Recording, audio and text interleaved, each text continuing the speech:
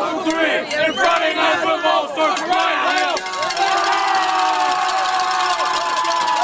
From Local 3 Sports, this is Friday Night Football with Ben Bobick, Samantha Casano, and Greg Glover. Friday Night Football is brought to you by Food City. Nobody does food like Food City. And Sonic. Sonic. And now, Friday Night Football. Ladies and gentlemen, it's FNF Week 5, and like the Mumbo number 5, everybody's in the car. So come on, let's ride to the highlights around the corner.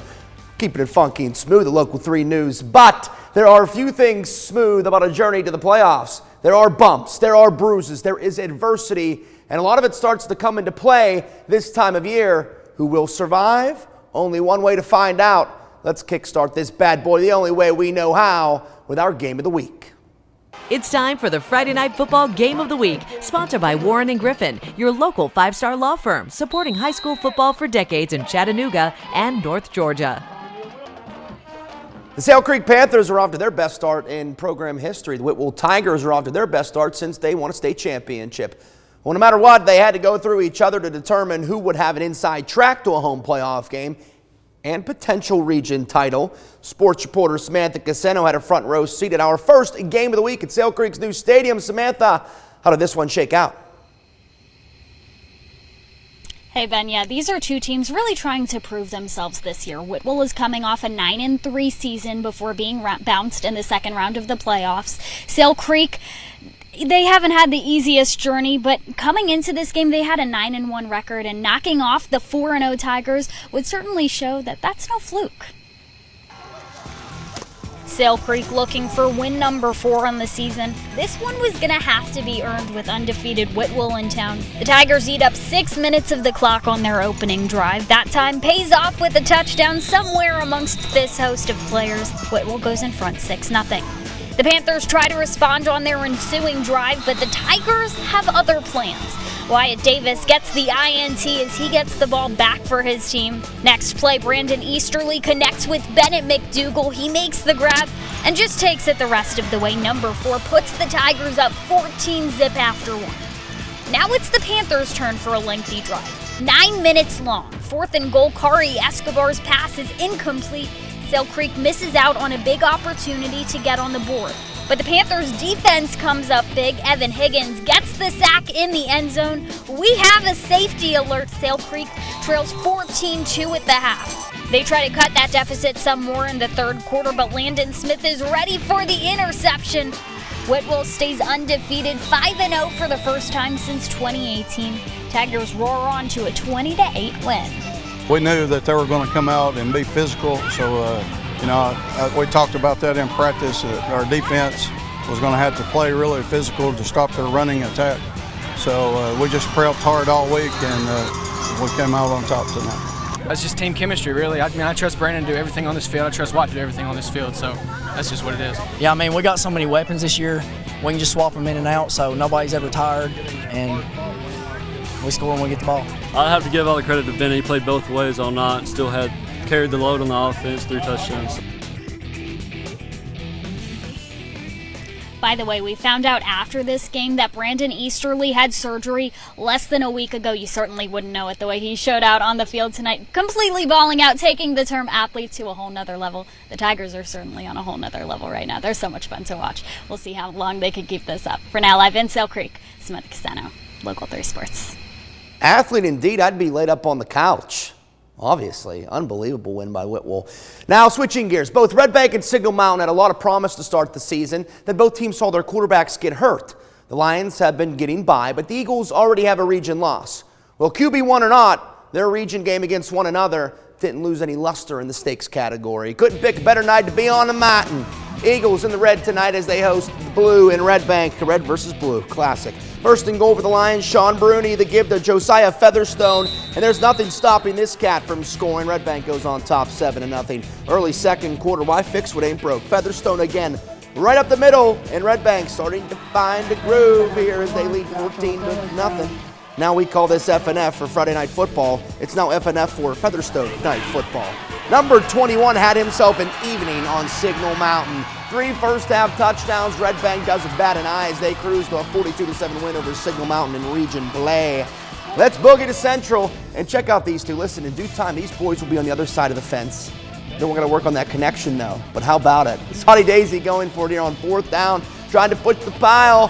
It's the Purple Pounders who push back. That man is short, and it's Central football. The Trojans' defense would clap back, though. Blaine Yother going to lay the boom on the Central QB. The sack forcing a 4th down. Hottie Daisy taking it airborne now. Tucker Ross wants it all, and all he'll get. How about this snack from Gage Welch? That's how you get on TV, kids. Ross in a bucket, Welch with the hands, and the Trojans tie this one up 7-all. Not for long, though. Ronye Watson with the rock, and it's a sight to see. Ronye, Gagne. Purple Pounders take the lead right back, and they get their first win of the season, 28-14 over Hottie Daisy. East Ridge and East Hamilton head coach of the Pioneers, Chad Barger, instilling a little bit of wisdom on his team on Hurricane Hill. Canes and business here on the doorstep. The give is to Kyrese Willis, and he has to work for it a bit. He doesn't mind. Touchdown Willis as the Canes get going. But how about East Ridge tonight? Jermaine Blackstock on the screen to Tyreek Wise Bridges. And my goodness, look at this slow down start from Wise Bridges. That's nasty, my friends. Frees the Canes secondary as he finds pay dirt for the Pioneers. East Ridge not done either. Blackstock going up top once and all. Hassani Jackson comes down with it. I believe the kids say, you just got mossed, son.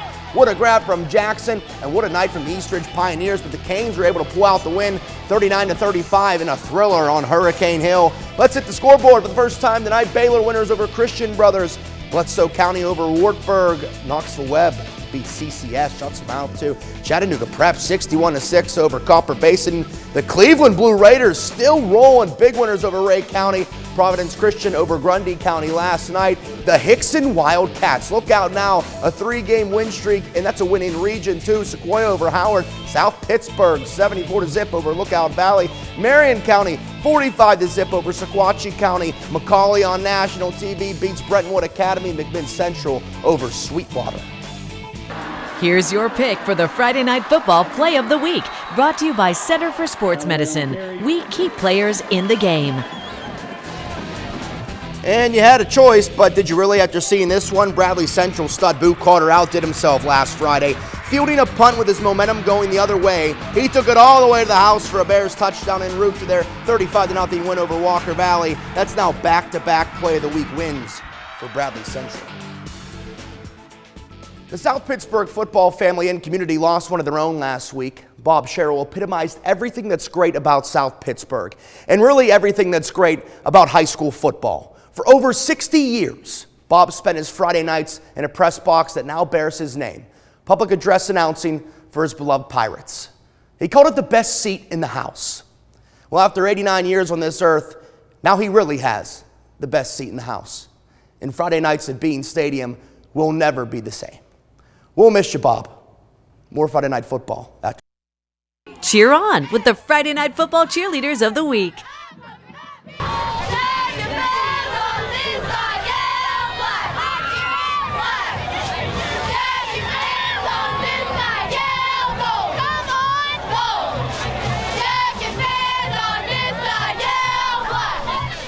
Last season, the Boyd Buchanan Buccaneers started off the Gary Rankin era with a perfect record until they traveled to Silverdale and lost to the Seahawks. Well, as fate would have it, the Bucs are undefeated again. And guess who they played tonight? None other than the Silverdale Seahawks. Nothing like them September nights, man. Fantastic crowd out at Silverdale tonight for this region rivalry affair. Here we go. Special teams matters, people. A partially blocked punt sets up Boyd Buchanan deep in Silverdale territory. 3rd and long, and check out QB Houston Hicks. This is phenomenal. Moves the defense to his left with his eyes, comes back over the middle to a wide open Hudson Whammock. Houston to Hudson, and Houston, there are no problems. Bucks up 14-0. Seahawks gain some momentum on offense, and they take it to the air. Ball is tipped, and David Green lives for the tip drill. What concentration from Green. Pulls in the pick with one hand. Boyd Buchanan pulls in the win with ease. 48-0 over Silverdale to improve to 5-0. Let's get off at exit 11 now. The Ooltewah Owls hooting up a storm as they welcome Walker Valley for a region bout at home. If we're showing a punt, something happens, right? Look how pure this block is from Connor Phillips. But the poor guy slips before he gets in the end zone. Still, what a play. But listen, he's just being a good teammate. He wanted his friend to get the touchdown. That friend is Noah Jones. Phillips, all about spreading the love. You got to love it.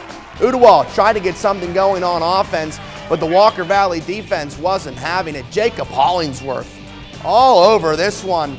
Stangs on the doorstep again, and this time it's Malachi Martin. Eminem powers it home. Listen, Walker Valley went up 35-0, then a transformer blew at halftime, so the lights went out. They'd called the game from there. And Walker Valley's going to win it 35-0. Now to Ridgeland, where we have a queen homecoming season being ushered in now. You know high school football hitting its peak. Congrats to the young lady. She'll remember this night for the rest of her life. Quilla Creek says, we're here to get crowned too. Big ball from Chase Ward, deep to Nate Tilley. Tilley almost goes all the way, gets tripped up from behind. That's how you jumpstart the offense, though, on the doorstep. Let's not overthink it, says the Colts. Kareem Bradley following his blocks right into the end zone as Quilla Creek goes on top. And Bradley wasn't done there. Gives this Scoochies. Yeah, I'll just go right into the end zone. How about these Colts? Winners tonight 35-0 to start region play with a dub. Let's get back to the scoreboards, please. McMinn County over Oak Ridge. That's a big win for the Keys. Meigs County staying hot over Stone Memorial. Knoxville Grace over Notre Dame. Oneida over Polk County. Christian Heritage over Pickens as we dip into Georgia. Murray County winners over Chattooga 28-21. Bowden over Dade County. Dalton winners over Lassiter. Bremen over Gordon Lee. And Adairsville over LFO. Northwest Whitfield by 4 over Darlington. Armurchie over Southeast Whitfield. Catch all of the fun on Fan Cam, sponsored by Arby's. We have the meats. Well, we've been flaunting it all week long. Our Game of the Week crew being at the new Sale Creek Football Stadium for the first time. So you know our Fan Cam had to get a look at how they get down.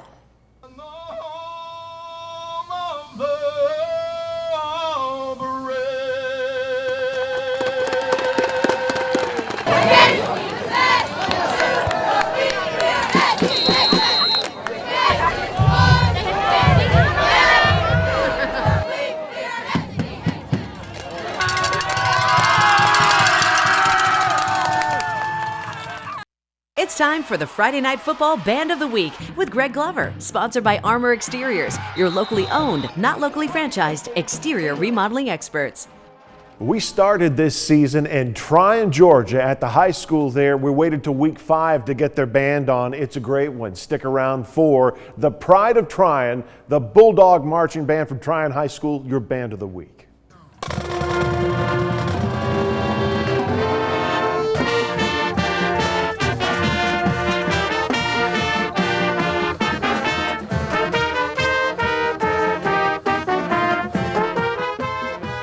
That was some good stuff there. Now, we made it to week 5, and we realized, man, we haven't gotten down to Calhoun yet. Well, we couldn't have picked a better week to do so during a little crosstown rivalry game as the Yellow Jackets welcome in Sonoraville, and the Phoenix were, well, rising to the occasion. Wyatt Key, major key on this run. He's got in the end zone. Sonoraville getting on the board early. Calhoun had an answer, though. Love this play call as Trey Townsend fakes it, turns the other way, delivers a great ball to Justin Beasley in stride, and Beasley goes into Bees mode, tiptoeing down the sideline and into pay dirt for the Jackets. These Phoenix, though, came to play. Jackson Pate to Keegan Townsend on the crosser, and Townsend's on the move, and on the move quickly. He takes it deep in the Yellow Jackets territory where Sonoraville able to get a field goal, but now Calhoun turns to the rushing attack, emphasis on attack. Something about a good old-fashioned run right up the gut. And catching Caden Williams or the Jackets as Calhoun takes home bragging rights with a win over the Phoenix 52-16. Now to Ringgold for a region opener. The Tigers hosting Lafette. These two had a memorable game here 2 years ago. Tonight totally different. All of this. But hey, points are points. The Ramblers get on the board first with Ethan Rainwater field goal. Really nice kick, too. The Tigers defense allowing no more. Elijah Bradbury not letting go for the life of him. And good thing he did because he makes a great tackle for a loss. Ringgold defense swarming the Ramblers run. Bradbury again with the help of Zach Strawbridge. This is the AAA Region 6 game, but in reality it was a Big Ten game. Thank you. Thank you very much. I'm not going to try an Elvis impression, right? You can't impersonate the King. Tigers win 13-3. Hey, by any means necessary, man. They're 3-1 and 1-0 in region action. Let's get to the scoreboards for the final time. Tryon over Model. We got Gadsden City over Fort Payne. And we got Randolph over North Jackson 36-6. North Sand Mountain 36-0 over Eider Pisgah. 66-13 over Collinsville. Cherokee 40-14 as we dip into North Carolina. Hayesville 56-6 over New Faith Christian Academy. And we got Murphy over Fannin County, and we see double zeros there. That's okay. Big game tomorrow, 2 p.m. at Brainerd. The Panthers and Tyner Rams. This is now a region contest, too. Going to be awesome tomorrow at 2 o'clock at Brainerd High School. After 5 weeks of football, we're now starting to see who the real players are in 2023. What's ahead is more games we've had circled on our schedule for a while and one step closer to spooky season.